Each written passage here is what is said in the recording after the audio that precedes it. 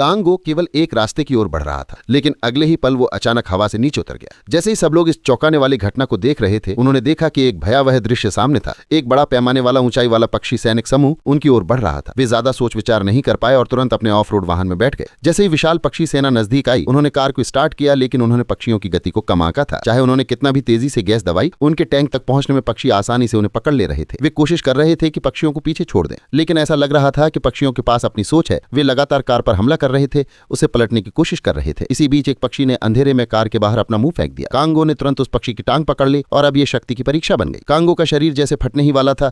आसपास का सामान बिखर रहा था और गिरी हुई रॉकेट गन ने 860 रोटेशन के बाद फायर कर दिया। कांगो ने तुरंत उस पक्षी को वापस खींचा और फिर उसे एक मुक्का मारा, जिससे उसके रास्ते में रेत उड़ गई। इस बीच शाओ माई की स्थिति भी अच्छी नहीं थी। जब उन्होंने पक्षी सेना की पीछा से बचने की कोशिश की, तब एक बड़ा ढलान आया और उनका ऑफ रोड वाहन फ्री फॉल में चला गया। वाहन तुरंत बिखर गया, उसके हिस्से हवा में गिरने लगे। आखिरकार 720 रोटेशन के बाद वाहन उल्टा हो गया, लेकिन इंसान सुरक्षित था। हजारों पक्षी पहले ही पीछे पहुंच चुके थे। संकट के समय कांगो तुरंत मदद को आया और इस तरह एक नई जोरदार पीछा शुरू हुई। सौभाग्य से कांगो की ड्राइविंग बेहद माहिर थी और उन्होंने जल्दी ही पक्षियों की सेना को पीछे छोड़ दिया, लेकिन परिणाम चौंकाने वाला था। एक देवद्राक्षा जैसा विशाल पक्षी नाव के किनारे रुक गया। एक तरफ वाहन पाउडर की तरह बिखर गया और दूसरी तरफ पक्षी आकर कांगो की ओर था। कांगो ने दूसरा विकल्प चुना और तुरंत कार का सिरा मोड़कर पक्षी सेना की ओर बढ़ा। जैसे ही सब लोग सोच रहे थे कि कांगो अपनी जान दांव पर लगाने वाला है, वो तेजी से पक्षियों की ओर बढ़ा।